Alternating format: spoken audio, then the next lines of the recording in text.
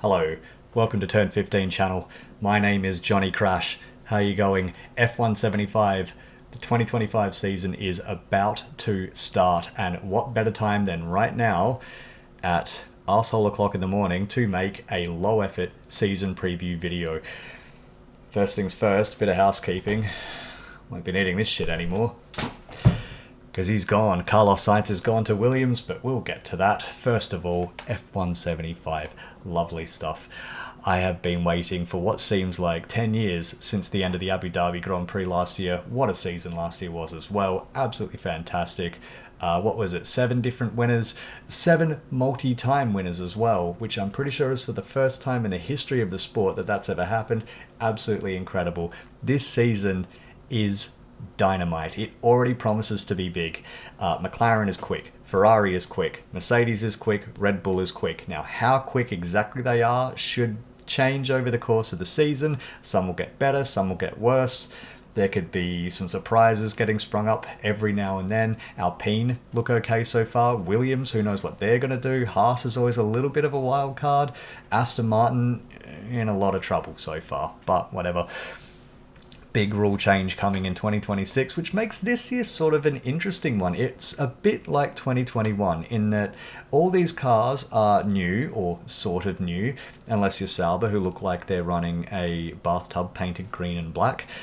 All of these cars should be thrown out by now, but we have a big rule change coming for 2026, which means everybody's sort of carrying on what they had last year. Now, I was saying at the end of last season, it could be great. It could be absolutely fantastic for the sport because these cars are quite close together. Now, I know that we have the same sort of top 4, if you will, and then the rest of the pack, which is generally how the sport goes anyway. It's very rare that you would get somebody from the 5th, 6th, 7th place teams even doing something spectacular over the course of the season, rather than just having a nice day out on a Sunday.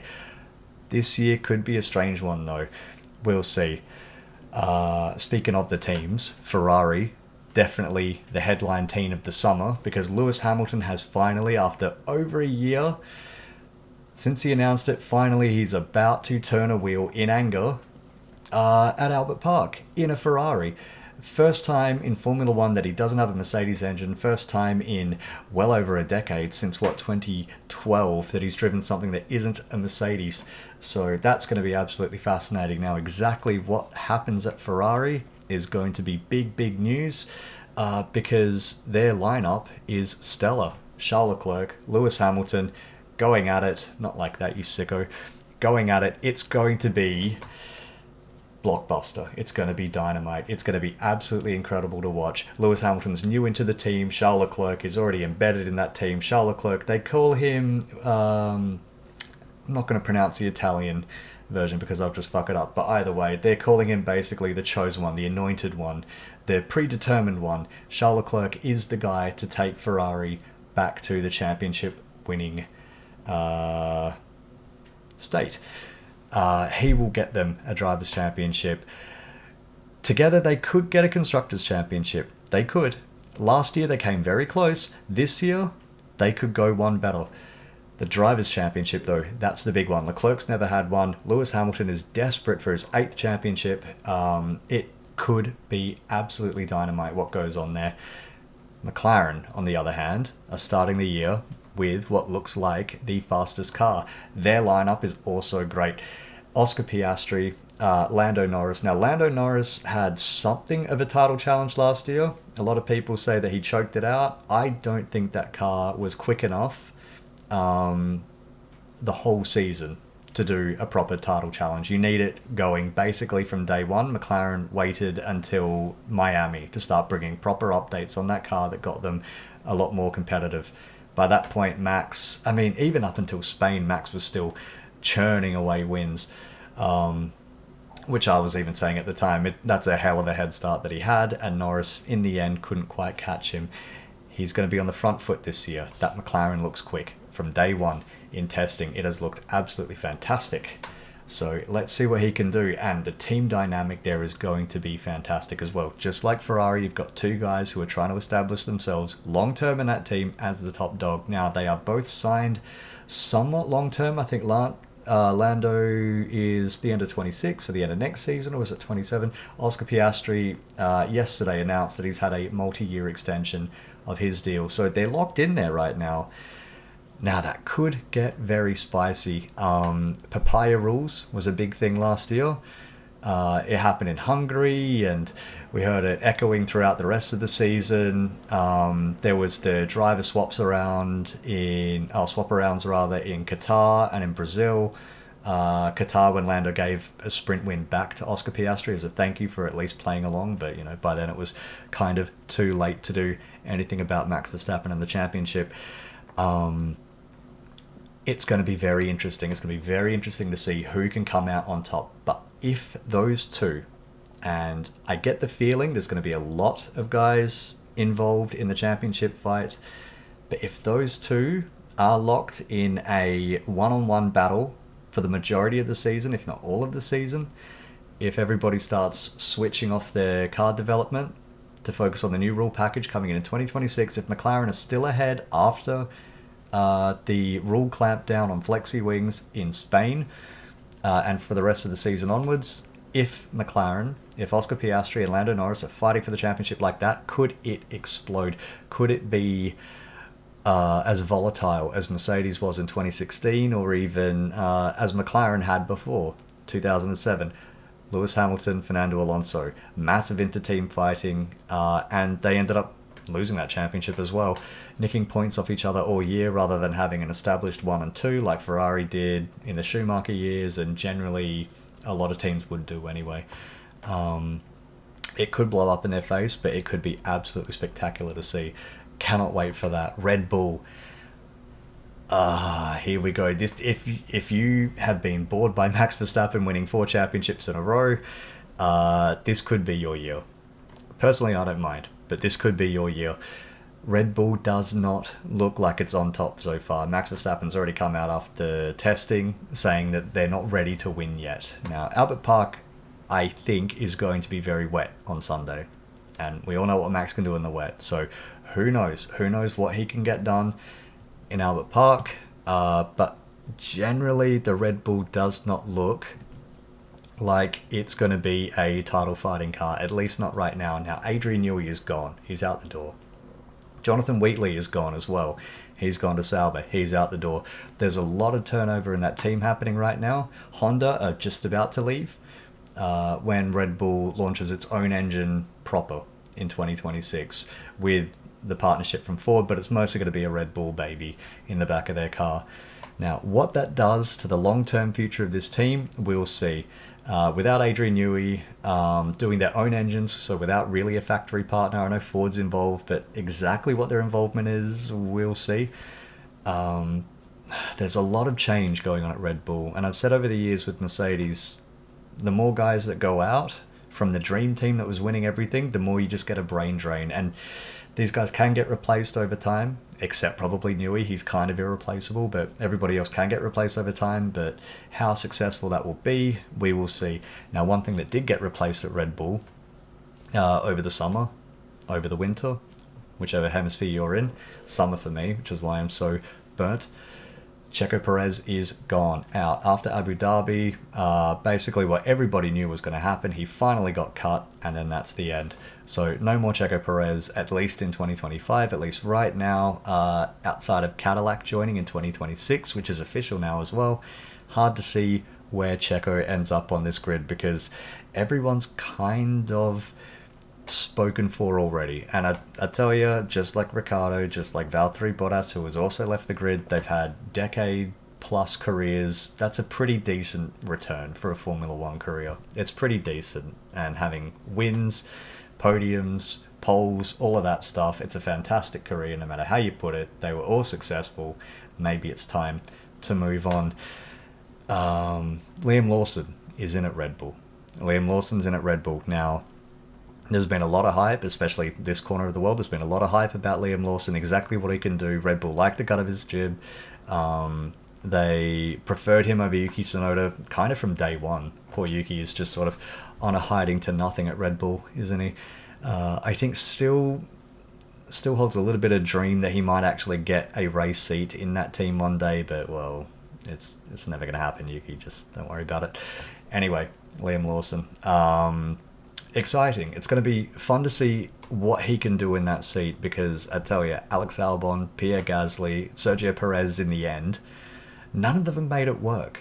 Nobody's been able to make it work ever since Daniel Ricciardo vacated that team, and he had an awful 2018 as well. I mean, 2 wins, which were absolutely fantastic. The rest of that year was really a throw it in the bin sort of thing, and he just churned through Renault engines. I mean, that was a weird year. It was very, very reliability affected.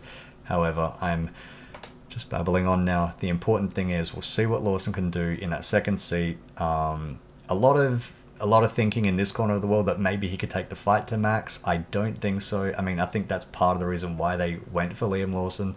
He's a safe pair of hands. Well, they're hoping he will be a safe pair of hands. He will be aggressive on track, and we saw that a lot last year as well when he was when he took over from Ricciardo's seat. Very aggressive, especially against Sergio Perez. But the big thing is Red Bull would have chosen him knowing that Max could beat him. Red Bull generally don't like having a number one and a number two. Or rather, they don't like having 2 number ones. They would rather have a number one and a number two, especially over the last few years. Max likes it. Max likes it that way. So kind of whatever Max says goes in that team right now. And they really need to play ball. The behind the scenes in that team is still...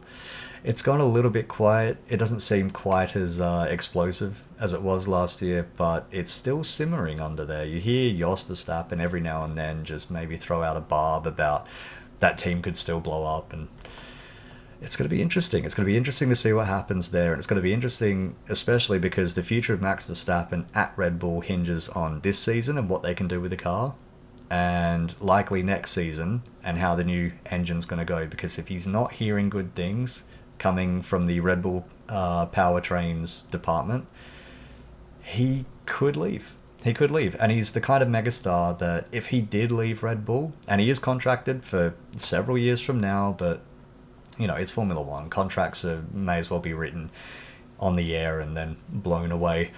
They rarely matter. Unless you're Jensen Button, and then contracts really do matter, and they really can affect you. But Max will be hoping, beyond hope, that Red Bull can get it together. And I'm hoping for it as well, because Max Verstappen in a title fight is always fun. 2021 still one of the best title fights I've ever seen. Just non-stop. It was like, 21 rounds in the end, I think it was? Just prize fighters. Lewis Hamilton, Max, absolutely fantastic sort of stuff. So we'll see what Red Bull can do. We'll see what they can do. I'm hoping that they can at least be competitive, especially from Spain onwards. They're sort of banking on it as well. There's a flexi wing clampdown coming where the FIA's not changing the rules, but basically upping the strength tests. And we've seen a lot of wings flexing already from certain teams in testing. McLaren definitely, Mercedes is another one. So Red Bull are hoping that that can maybe bring them back into the fight kind of by default. But they've got some work to do so far. They've got some work to do. Mercedes. Now, Mercedes is a very interesting one. Kimi Antonelli starts his career this weekend. He'll be fascinating to watch. A lot of promise, a lot of hype behind this kid. He didn't have a spectacular F2 season, but there was a lot of speed behind him. I can certainly see why everybody's been so excited about him coming in. So we'll see exactly what he can do there. Now, Mercedes, without Lewis Hamilton, is a George Russell team now. And it's very, very, very vital that he gets this season right. Now, I think a lot of people sleep on George. He's got a good pedigree. He's a bit prickly, a bit frosty, at least how he comes across in a lot of media. So I mean, I understand. A little bit pompous, maybe. I can understand, and I love George, by the way. I mean, come on, his car's right down there. I can understand why a lot of people maybe are sleeping on him. But I think he's not, ever since he's joined Mercedes, that team's had a bit of a nosedive, and he's still picked up wins, and he's beat Lewis Hamilton 2 seasons out of 3. He's got wins, poles, podiums. He can get it done. He was even leading at Albert Park 2 years ago before Albon crashed, and then it all just sort of fell apart in that red flag fiasco of a race, and then his engine fell apart. But George Russell needs to establish himself this year as the Mercedes guy. He needs to be the guy for Mercedes to show them, I am the future. They were flirting a lot last year with Max Verstappen. Maybe, Toto Wolff's giving Verstappen a bit of the side eyes, bit of a wink at the bar, hey, come over here, check out what I got. That can't be good for Russell mentally, I guess. But we'll see what he can do. The best thing he can do is just respond on the track and just absolutely plant his flag in the ground at Mercedes and say, this is my team. I am your man. I'm the guy to win your championships and races and all the rest of it and all the accolades and all of that. I can get you back to the winner's circle. Believe in me. And it's going to be fantastic. It's going to be fantastic to see. And I'm using that word fantastic a lot, I realize, but it is really going to be a good season, I think. There's so much that's going to go on. So much. And even last year, it was looking like just almost a repeat of the 23 Max Steamroller until suddenly, bam, halfway through the season, it just absolutely came alive. And I'm expecting a lot of that to roll on. So it should be really, really, really fun to watch. Aston Martin, lame duck year. They've launched the car. It's got a whole bunch of updated aero parts and things like that. It doesn't look quick. In fact, it looks like a bit of a pig. Adrian Newey's only just joined that team. He's only been in the door for about 10 days so far, so I don't think he's even going to bother looking at this year's car. The whole thing was put together before he even stepped in the door. It's not his car, it's not his baby, and really with the budget cap and the new rules coming in, I think Aston Martin are going to want to spend the majority of their time, all of Adrian Newey's time, and the majority of their budget and all of that on getting the next rule set right, because they can spring a surprise in 26, maybe in 27 if 26 ain't running like they want to. I think the long-term future of that team looks good. The immediate future of that team looks pretty bleak, not financially, just on the track. And we'll see what they can do. They still have Fernando Alonso in that car, who is one of the best ever, in my opinion. I know what I've seen over the years from Fernando, and it's just been absolutely fucking phenomenal. He's just such an amazing driver, so that's really a massive asset to that team. So whatever he can drag out of the car this year will be great. 26 is going to be his final year, supposedly. You never know with Alonso. I thought that 2018 would have been his final year, but here we are, 7 years later, and he's still hanging around. It'll be fun. It'll be fun to see what he can do with that car.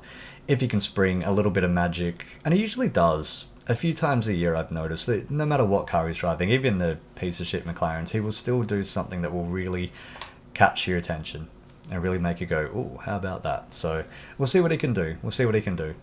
Lance Stroll coming off probably his worst season ever, so kind of the only way is up from here, because if it gets any worse, then fucking dear God. And I don't mind having Lance around. I don't know, a lot of people can't stand the sight of the guy, but having Lance Stroll has also brought us Aston Martin as a team, Adrian Newey to Aston Martin, Honda into Aston Martin. Like, none of these things would have happened if Stroll was not involved at all. So, you take what you get, If Lance Stroll having a seat means that we get all of this, I can deal with that. That's fine. It's only really when they get a championship caliber car that they really have to have a look at that seat and think, maybe we should be filling it with somebody else. That somebody else could be Yuki Tsunoda. It could be. His Honda connection is still strong. I've heard recently that he's more of a Red Bull guy than a Honda guy now, that maybe Honda's taking a bit of a step back from him, but he's still got a big following. He's got a big following in Japan, and we've seen Honda launch an entire team for a popular Japanese driver back in 2006. So, who knows? Who knows what Honda will do? Maybe they'll push a little bit. Maybe Alonso will do this year and just think, you know what, it's time. I've timed out of it. I'm well into my 40s and it's over. So we'll see. I don't think Alonso's really started a decline yet. But it is kind of difficult to tell from the middle of the grid exactly how they're doing, especially a grid as congested as this. But again, Alonso finished 9th last year in the championship. He was the best of the rest, even though that car was not great, especially by the end of the year. It had absolutely fallen off a cliff, so you never know. I think Fernando Alonso could be Could be, well, no, will be fun to watch. He will be fun to watch this year. Now, Alpine, they're an interesting one. They're a very interesting one. They're in the middle of a big rebuild project. This is the final year of the Renault engine, or the Alpine engine, but really it's a Renault engine until that whole thing is just shuttered and thrown away. So Mercedes engine's coming for the next rule cycle in 26. So this year, we'll see what they can do. They've already started very positively. Testing went great for them. They've still got a great driver in Pierre Gasly. They've still got a lot of momentum coming from last year, especially the second half of the year, how that car was able to develop. I mean, it was overweight and slow last year. Now it looks like it's of weight, if not underweight. And it looks quick. It does look quick. I mean, not a front runner, but it looks pretty quick. So we'll see what they can do. It's going to be fun to watch. And another thing to watch with Alpine, which nobody can shut the fuck up about, I guess, is Franco Colapinto, the Williams substitute driver last year, who had a great account for himself, I thought, last year. A couple of big crashes, for sure. But, that's learning. That's what you get when you're a rookie. So, I mean, you can't say he wasn't pushing, so there is that. I'm sure he pissed the shit out of his garage a couple of times, but, you do that as a rookie sometimes. But he looks quick. He looks very quick. Is Jack Doohan going to last the season? Probably not. Probably not, which is a shame. I like Jack Doohan. But if what I've read's true, and that's that Alpine paid several million euros or US dollars, whatever, millions of currency they paid to Williams in order to get Franco Colapinto out of that team. And if they're going to do that, they're not going to keep him testing for a year. They're not going to keep him as reserve for a year. They're going to put him in the race car. And they've already started signing some South American sponsors, some Argentine sponsors. So expect Colapinto to turn up. Now, Doohan can make a case for himself, at the very least, because if the car is good enough, we'll see what he can do. We'll see what he can do. Maybe he can get points. Maybe he can get points this weekend. Who knows? It's probably the only thing that he can do. I don't think he's going to last kind of no matter what he does. But the best thing he can do is basically do a Franco Colapinto himself and just hit the ground running. Really just hit the ground running and just absolutely go for broke. Because at this point, if you're going to be out in your ass anyway, what difference does it make? Just go for it. Come on, Jack. You can do it. Now, Haas as well. The stench of Gunther Steiner is leaving that team, which is a great thing. I don't care for the guy. Never fucking did. A lot of people liked him because he swears a lot. I also swear a lot, so I don't give a shit about that. But the team seems less clowny now that he's gone, which is only a good thing. They seem like a more legitimate Formula One team. Now, how legitimate that is, well, they still use a lot of Ferrari parts, which is, it's kind of hard to even call them a constructor, but they've got a new lineup. They've even got a Ferrari reserve driver. Ollie Behrman's in the car now. Esteban Ocon's in the car now. It's a good lineup. That's a very, very good lineup for Haas. Is it better than last year's lineup, Hulkenberg and Magnussen? It's close. It's very close. If not better, then it's very, very close. I'd say the only thing it's missing really is experience out of Behrman, but I mean, it's a pretty good lineup. It's a pretty good lineup, and it's hard to really gauge Haas as a team and how exactly what they're going to do long term. Because they don't really look like they're going to do anything beyond what they're already doing. Except, now here's the big catch. Toyota is getting involved with Haas. Now, right now, this isn't an engine deal or anything like that, and they were saying all last year, it's just a tech deal. It's not an engine deal. It's to get some F1 insight, basically, to get some of their engineers working in Formula One, because it's good for them. It grows them in an environment that competitive and cutthroat. It's good for them to have some of their people in there to bring that experience back to Toyota for world endurance and things like that, or just generally making fast cars. However, the tone started to shift a little bit. I've been hearing little bits here and there that Toyota might actually be interested in returning as a full-time engine manufacturer. Now, that won't be for a good couple of years at least, because they've kind of missed the boat for this new engine cycle. They're definitely not going to be able to debut one a year from now. But it will be interesting. It will be very interesting to see if that actually happens, if that comes to fruition. Can Haas convince Toyota to join in a full-time capacity, or will Toyota just want to do it anyway? Maybe they buy Haas out. Maybe this is Gene Haas's big ticket. Like, finally he has a buyer who would buy the team. That would need a lot of work, though. It would need a lot of work. They don't really have anything. They use too many Ferrari parts to have a whole team to buy. You would still need to set a whole lot of things up for that to work. But, you know, it could work. It could work. Either way, Haas this year, we'll see. We'll see what they can do. I think from here on out, I think everybody, all of these, you know, the Alpines, the Aston Martins, Haas, VCarb, Williams, Sauber, they're all going to be looking for next year. They're all going to be looking for next year. Basically, there's no chance of a title run this year. There's probably no chance of a win this year. So you may as well just throw all in 26 and see what you get. That's about enough for Haas, because I don't think they deserve any more time. Oh, just one last thing. It's kind of Ocon's last chance saloon, this thing.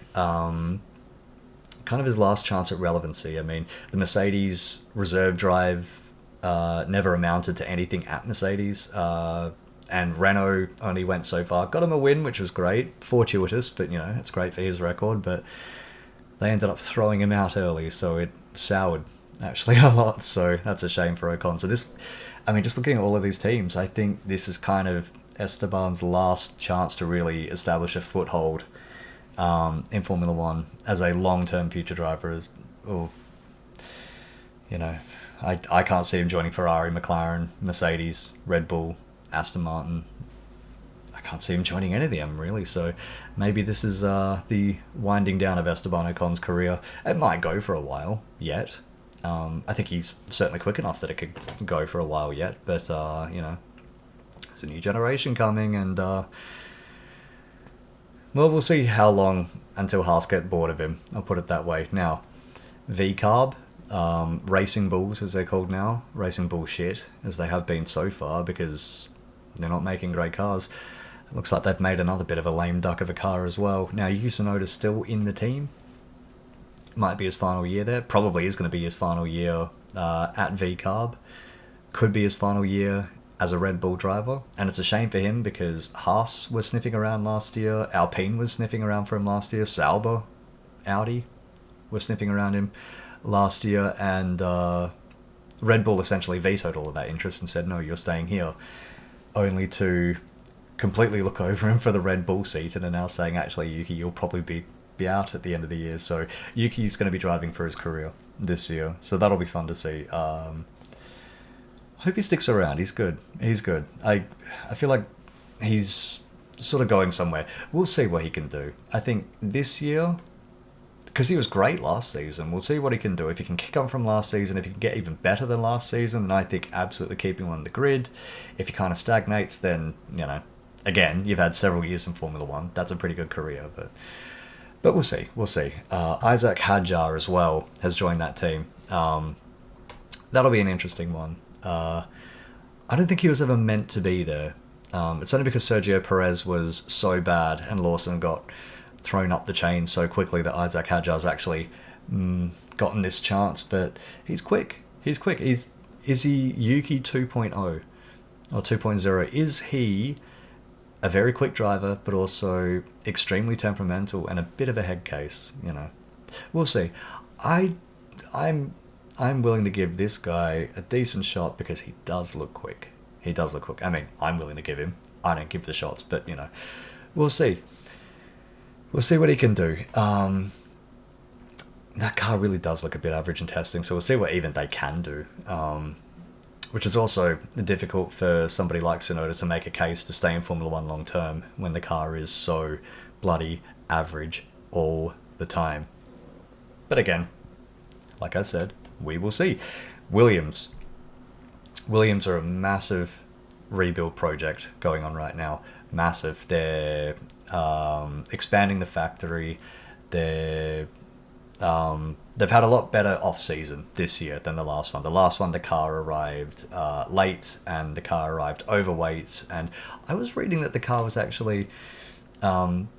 the way that James Vowles has gone in and just torn down all of their systems and tried to rebuild it like it was at Mercedes, like he worked with at Mercedes, rather, meant that they got parts late, which meant that some parts were not carbon fiber, they were aluminium or other composites, which threw the weight balance of the car off, which meant that it was easier to crash, which meant that when it did crash, it caused more damage than if it were carbon fiber parts, which we saw in Australia last year when Logan Sargent didn't race because Albon binned his car and absolutely pancaked the fucking thing against the wall at turn 7 in practice.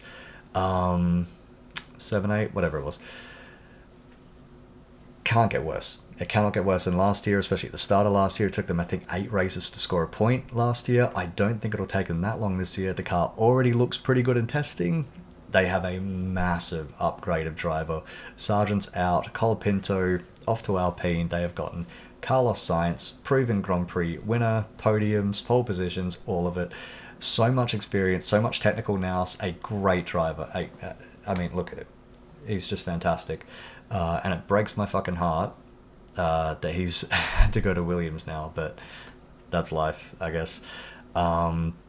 Especially coming off his best ever season in Formula One. But between Albon and Carlos Sainz, Williams have a great lineup. That's actually a very stacked lineup for a team that finished 9th in the championship last year. So we'll see what they can do. We'll see what they can do. James Vowles, again, like I said, big rebuilding project. They've already said that they're going to focus mostly on 2026. So I think a good start for that team might be as good as it gets. But it's going to be one of the big caveats of this year. Who is going to turn off development first? Who is going to say, all right, this is what we're running through the rest of the year, and now all focus in on 2026. It's going to be very interesting. So we'll see what happens with Williams. It's basically just a gigantic building project. It's like a big art piece, and it doesn't come together quite until the final brushstroke's been done. So we'll see what they can do. But it looks okay so far. At least in testing, it looked okay, and it's a decent driver lineup for them.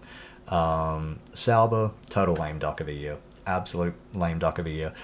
The car looks like it's a total piece of shit. That paint job is just horrific. I mean, dear God. Green and black can work. I mean, look at Cam Waters in the V8 Supercars. That looks fantastic. That Sauber just looks like arse. I'm sorry. I hate that car. It's just terrible. And from testing, it looks like Nico Hulkenberg and Gabriel Bortoleto might hate that car as well. Bortoleto, I guess, it's his first year in Formula 1. In fact, F3 and F2 champion Bortoleto. Not a lot of people are talking about that. In fact, Helmut Marko called him a B driver. A B-tier driver. Not a driver with a fucking stinger on the back and the wings. I mean, a B-tier driver. Which I thought was quite harsh from Helmut Marko, because Bortoleto's good. Bortoleto is good. Exactly how good? Well, we're about to find out. That's part of the magic of this year, but exactly how good it's going to be, we'll see. But the one thing about Sauber, I would say this year, it's the final time.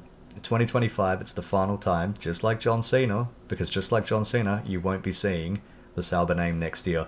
Audi is coming in. The Audi Works team is coming in. Audi engines, Audi everything. Let's see what they can do. So far, the project's been a bit of a fucking disaster. Let's see what they can do. It couldn't get any worse than last year. They had 1 point finish in all the races, all 30 races, 24 Grand Prix, 6 sprints, 1 point finish. So, and the fact that Bottas finished a year with 0 points is incredible to me. Absolutely incredible, especially when you consider how we started life at that team in 2022. So, I mean, really the only way is up. But I'd say this year, probably Sauber are going to be anchored to the back while they focus on everything for next year. In fact, it's almost going to be, like I mentioned before, you've got sort of your top 4 teams, and we'll see what Alpine, maybe Aston Martin, not really. Maybe Williams. We'll see what any of them can do. Maybe Haas will spring a surprise. Who knows? We'll see what they can do. I'm not expecting a lot of change.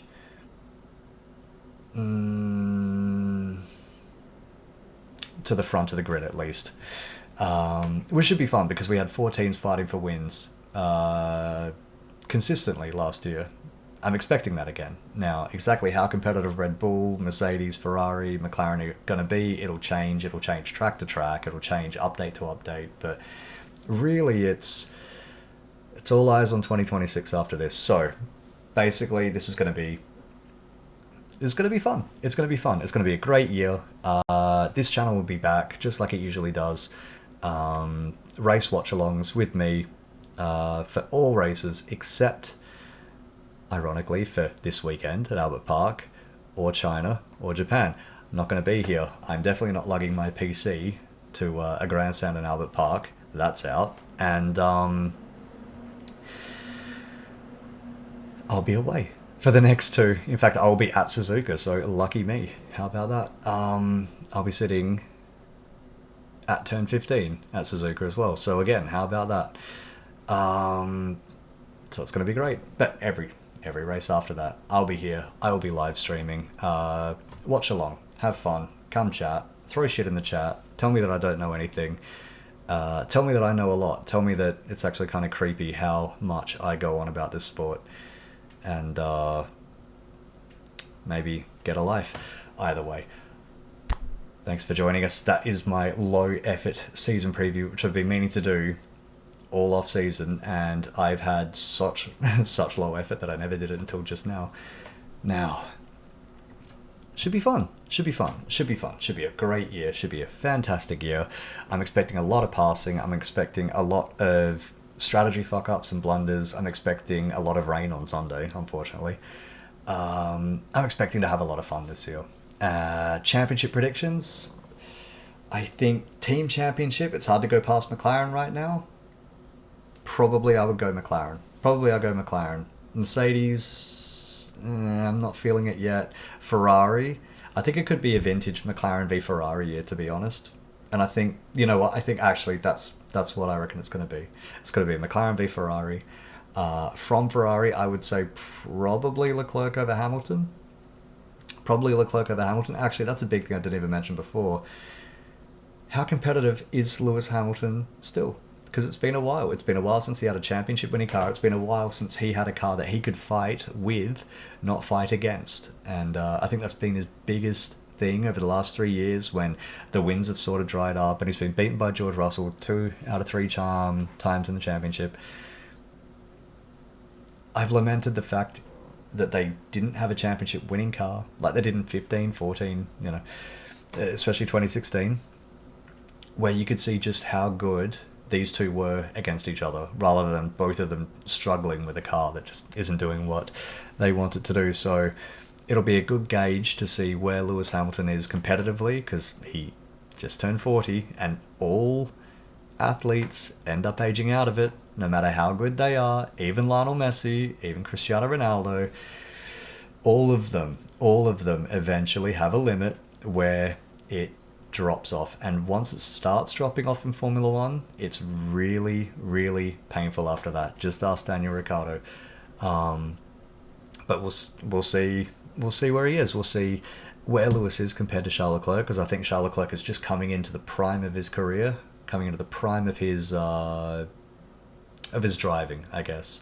Experience, pace, all of it. It's all coming together. So I think this is probably the best chance Charles Leclerc has at a championship this year. Meanwhile, Lando Norris, we'll see what he can do this year. 4 wins last year. He's had pole positions. He's got to put it together, but he has the car to do it with. It looks like he has the car to do it with at the start of the year, so we'll see if he can get it done. Will McLaren fall apart? Lando v Oscar, is that going to happen? We'll see. And also, Oscar really, I mean, McLaren have faith in him because they've just re-signed him, but Oscar really needs to plant his flag. No more pussyfooting around. He was quite aggressive last year. Hungary, Monza as well, lap 1 against Lando Norris. So we'll see how hard he wants to get his elbows out when he's fighting for a championship and fighting for race wins and things like that. Papaya rules could well be out the window, and it could be a lot of fun. Could be a whole lot of fun. Either way, that's my low effort season preview. More of a record, so I can look back and say, see, I called that. So championship, McLaren v Ferrari. If it's not Norris, it'll be Leclerc. I think it'll be one of those two. It'll be one of those two. And right now, it's almost a coin flip. I was convinced it would be Leclerc at the end of last season. The new Ferrari that they've launched hasn't convinced me as much. But I got to pick a winner, and I'm just going to go... I'll just go with what I did last year. I'd say Leclerc will be champion. McLaren will be team champions. Red Bull to get more wins than maybe even they deserve, because Max Verstappen really is that good. Mercedes to get a few wins. I think Russell will finish ahead of Kimi Antonelli in the championship, which is, you know, even Max got beat by Ricciardo at the start of his career. You can't expect too much out of Antonelli. You don't want to burn him out too quick. But I think you'll get a few wins this year, George Russell, unless Mercedes shits the bed. But I'm thinking Leclerc champion, Lando Norris second. Doesn't matter about after that. Maybe Max third. Or maybe Oscar third. Max, Oscar third or fourth. Hamilton fourth or fifth. Now I'm starting to struggle to see where George Russell's race wins fit into this. Who knows? Fuck it. It's time for the season to start. I'm going to leave this now, but it's time for the season to start. Thank God, here we go. This will be great. Hope you enjoyed us. Have fun. See you later. Ta-ta.